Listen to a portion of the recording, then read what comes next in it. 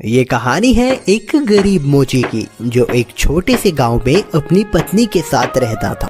मोची के घर के हालात दिन पर दिन बिगड़ते जा रहे थे। घर में जो भी राशन था वो भी खत्म होता जा रहा था। ऐसे ही एक दिन मोची ने अपनी पत्नी से कहा, अब मुझे और यहाँ नहीं रहना। यहाँ ना तो कोई कमाई हो पा रही है और ना ही कोई काम मिलता है। अरे पड़ोस का गांव बहुत बड़ा है, अब मैं वहाँ जाकर अपना मोचीगिरी का काम करूँगा। कुछ दिन घर से दूर रह लूँगा, कम से कम घर का खर्चा चलाने लायक कमाई तो हो जाएगी वहाँ। क्यों, वहाँ के लोगों के जूते चप्पल ज्यादा टूटे हैं क्या, जो आपको वहाँ जाकर ही मोचीगिरी करनी है? अरे अपनी जन्मभूमि में रहकर तो सिक्के कमाए नहीं जाते, पराए गांव जाकर कमाएंगे ये पैसे। अगले दिन सुबह सुबह मोची चुपचाप अपने जूते चप्पल ठीक करने का सामान उठाकर दूसरे गांव की ओर निकल पड़ा। दोपहर होने तक वह पड़ोस के गांव माहुलबनी में पहुंच गया। हारा थका मोची जब माहुलबनी के बाजार में पहुंचा तो हैरान रह गया, क्योंकि वहां तो पहले से ही काफी मोची अपनी दुकान लगाए बैठे थे। अरे यहाँ तो पहले से ही इतने मोची अपनी दुकान लगाए बैठे हैं। ऐसे में मुझ अनजान मोची के पास ग्राहक कैसे आएगा? लगता है यहाँ से भी खाली हाथ ही जाना पड़ेगा मुझे। नहीं, खाली हाथ घर भी तो नहीं जा सकता। तभी मोची को ग्राहकों को अपने पास बुलाने की एक युक्ति सूझी। उसने अपनी दुकान लगाई और उस पर एक बोर्ड लगाकर बड़े बड़े शब्दों में लिख दिया, जूतों का अस्पताल। हमारे यहाँ जूतों का इलाज किया जाता है। नए जूते बनवा लो, नए जूते बनवा लो, या अपने पुराने जूते बिल्कुल नए जूतों की तरह बनवा लो। लोगों ने जब ये सब देखा तो उन्हें कुछ नया देखने को मिला। नए जूते बनवा लो, नए जूते बनवा लो, या अपने पुराने जूते बिल्कुल नए जूतों की तरह बनवा लो। जूतों का अस्पताल?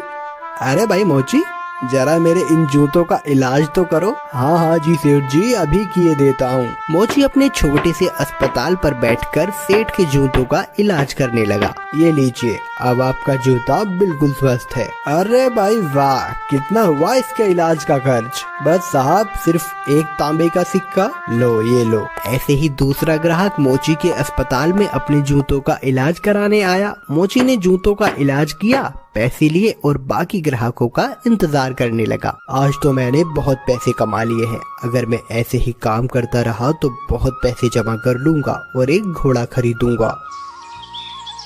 उसने बहुत मेहनत से काम किया और कुछ ही दिनों में 4 सोने के सिक्के जमा कर लिए। उनमें से उसने 2 सोने के सिक्कों के बदले एक व्यापारी से एक घोड़ा खरीदा और घर लौटने का फैसला किया। अगले दिन उसने अपना सारा सामान बांधा और घर के लिए निकल पड़ा। अपने रास्ते में उसे एक घने जंगल से गुजरना पड़ा, जहां उसने डाकुओं का एक झुंड देखा। हे भगवान, ये तो डकैत लगते हैं।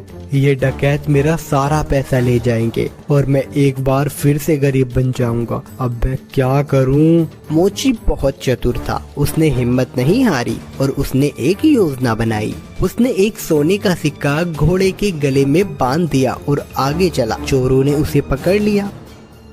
अरे ओ, फटाफट अपना सारा पैसा निकालो, चलो जल्दी करो। देखो, मैं एक गरीब मोची हूँ, मेरे पास इस घोड़े के सिवाय और कुछ नहीं है। कृपया मुझे जाने दो डाकू भाई। जैसे ही उसने ये सुना, घोड़ा रेका और उसके गले से वो सोने का सिक्का नीचे जमीन पे गिर गया। अच्छा मक्कार झूठे, हमसे झूठ बोलने की तेरी हिम्मत कैसे हुई? अगर तेरे पास कुछ नहीं था तो ये सोने का सिक्का तेरे पास कहाँ से आया? रुकिए, अभी मैं आपको सब सच बताता हूँ। दरअसल ये घोड़ा सोना उत्पन्न करता है, इसी वजह से मुझे सारे पैसे मिलते हैं। ठीक है, ये घोड़ा तुझे हमें देना होगा, हम तभी तुझे यहाँ से जिंदा जाने देंगे। नहीं, बिल्कुल भी नहीं। अगर मैं इसे तुम्हें दे दूंगा तो मेरे पास कुछ भी नहीं बचेगा। चलो, हम तुम्हें इसके बदले 50 सोने के सिक्के देंगे। ठीक है, पर एक बात का ध्यान रखना कि बारी बारी से अपने साथ इस घोड़े को रखना, वरना आखिर में तुम सब पैसे के लिए लड़ते ही रह जाओगे। मोची ने घोड़ा बेच दिया और घर लौट आया। वो बहुत खुश था कि उसे सोने के सिक्के मिले थे। इस पैसे से उसने अपने ही गांव में थोड़ी सी जमीन खरीदी। इस बीच डकैत भी घोड़े को लेकर अपने अड्डे पर पहुंच गए। वहां डकैतों के सरदार ने अपने आदमियों से कहा, इस गिरोह का सरगना होने के नाते इस घोड़े को सबसे पहले मैं रखूंगा। उन सब ने अपने सरदार की बात मानी और उस रात सरदार अपने अड्डे पर उस घोड़े के साथ सोया। अगली सुबह जब वो उठा तो उसने देखा कि वहाँ अस्तबल में कुछ भी नहीं था। उसने पूरा अस्तबल सही से देखा पर उसे कुछ नहीं मिला। वो जान गया कि इस मोची ने उसे बेवकूफ बनाया है। इस बीच एक और डकैत वहाँ आया। सरदार, आपको सोना मिला? हमें भी बताइए कि कितने सोने के सिक्के घोड़े ने उत्पन्न किए। तुम खुद ही ये पता लगा लोगे जब आज रात तुम खुद ही इस घोड़े को रखोगे। सरदार ने किसी से कुछ नहीं कहा क्योंकि वह अपने आप को बेवकूफ साबित नहीं होने देना चाहता था। एक एक करके सभी डकैतों ने घोड़े को अपने साथ रखा पर उनमें से किसी को कुछ नहीं मिला। वे सब समझ गए कि उन्हें बेवकूफ बनाया गया है। उस मोची ने हमें बेवकूफ बनाया है, अब हम उसे सबक सिखाएंगे। सरदार, उसने ये साधारण सा घोड़ा हमें 50 सोने की मोहरों में बेचा है। हम उससे अपना पैसा वापस लेंगे और हमें धोखा देने की जुर्रत की सजा देंगे। हाँ चलो चलो। वे सब के सब मोची के घर की तरफ निकल पड़े। मोची अपने खेतों में काम कर रहा था। उसने सभी डकैतों को अपने घर की तरफ आते हुए देख लिया। मोची जल्दी से अपने घर में गया और अपनी पत्नी से बोला, अरे भाग्यवान, मेरी बात ध्यान से सुनो। अभी एक डकैतों का झुंड यहाँ आएगा और जब वो मेरे बारे में पूछे तब तुम उनसे कहना कि मैं खेतों में काम कर रहा हूँ। फिर हमारे कुत्ते जबरा को भेजना मुझे बुलाने के लिए। ये कहकर वो अपने घर के पीछे छुप गया। कुछ देर के बाद चोर वहाँ आ पहुँचे। वो मोची कहाँ है? बुलाओ उसे, हम उससे बात करना चाहते हैं। वो तो खेत पर गए हुए हैं। आप रुकिए, मैं अभी अपने कुत्ते को भेजती हूँ उन्हें बुलाने के लिए। जबरा, तनिक अपने मालिक के पास तो जाना और जाकर उनसे कहना कि कुछ लोग उनको बुलाने आए हैं। ये सब क्या है? क्या जबरा सचमुच तुम्हारे पति को यहाँ ले आएगा? जरूर, वो हर बात समझता है। जब वो खेत पर होते हैं और मुझे उनसे बात करनी होती है तो मैं बस जबरा को उनके पास भेज देती हूँ और जबरा मेरी बातें उन तक पहुँचा देता है। डकैत मोची की पत्नी से बात कर रहे थे तभी मोची वहाँ आ पहुँचा।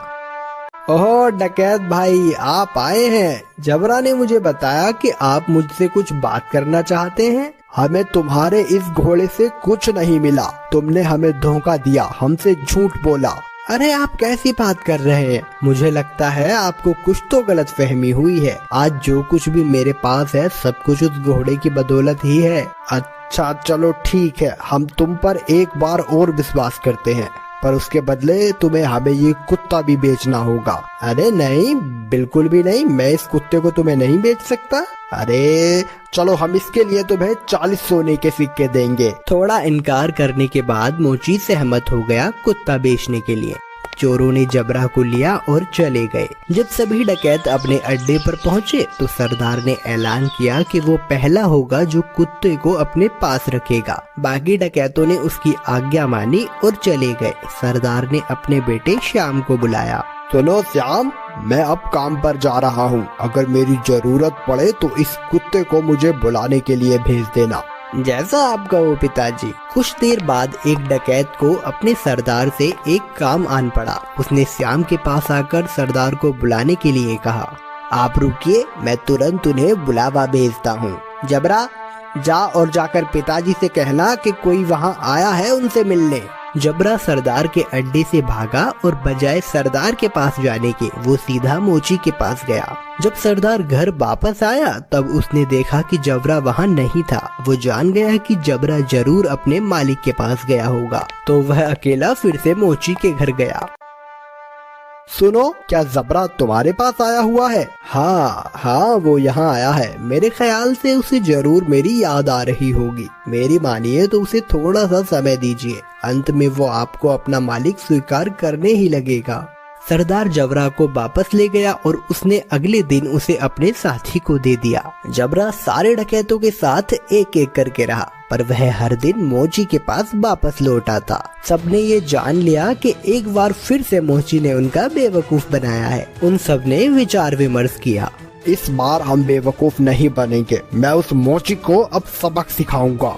इस बार सारे डकैत मोची के घर पहुँचे। उन्होंने मोची की एक न सुनी और मोची को एक बोरे में डाला और उसे लेकर वहाँ से चल दिए उसे सबक सिखाने के लिए। मोची चुपचाप बोरे में पड़ा रहा। रास्ते में वे सब एक मंदिर के पास से गुजरे, तभी एक डकैत ने कहा, सरदार, गर्मी बहुत ज्यादा है, क्यों ना कुछ देर यहीं आराम किया जाए। सरदार भी उसकी बात मान लेता है और मोची को वहीं छोड़कर मंदिर में आराम करने के लिए चले जाता है। सुअरों का एक झुंड वहां से गुजर रहा था और जब मोची ने सुअरों के झुंड की आवाज सुनी तो मोची को एक उपाय सूझा और उसने तेज आवाज में चिल्लाना शुरू किया, मैं ऐसा नहीं करूँगा, मैं ऐसा नहीं करूँगा, मुझे छोड़ दो, मुझे जाने दो।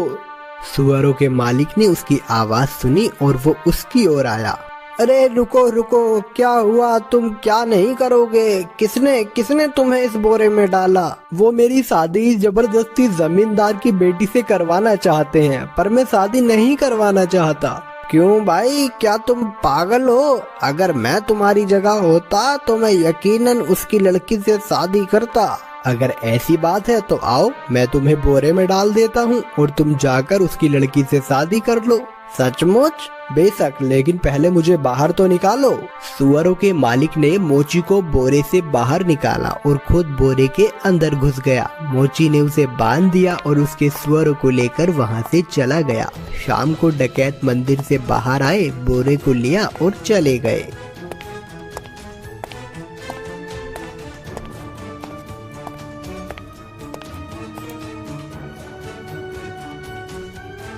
क्यों ना इस मोची को हम यहाँ इस कीचड़ में फेंक दें, ये इसे अच्छा सबक मिल जाएगा। डकैतों ने उसे कीचड़ में फेंक दिया और वहां से चले गए। वापस आते हुए उन्होंने मोची को सड़क पर देखा और वो हैरान रह गए। अरे तुम यहाँ कैसे पहुँचे?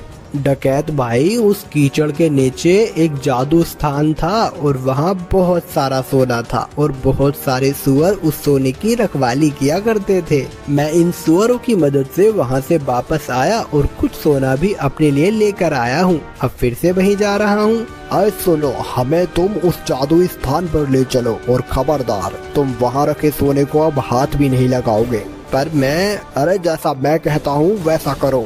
ठीक है, अगर तुम जोर देते हो तो। डकैतों का झुंड उस कीचड़ के पास आ पहुंचा और एक एक करके कीचड़ में कूद गया, लेकिन किसी के हाथ कुछ न लग सका और इस तरह फिर एक बार मोची ने अपनी चतुराई से अपनी जान बचा ली।